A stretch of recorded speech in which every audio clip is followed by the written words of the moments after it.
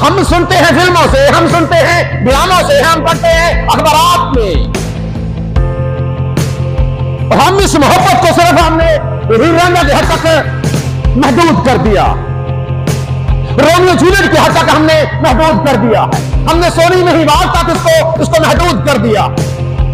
याद रखिए, ये मोहब्बत नहीं है। जिसको आप मोहब्बत समझते हैं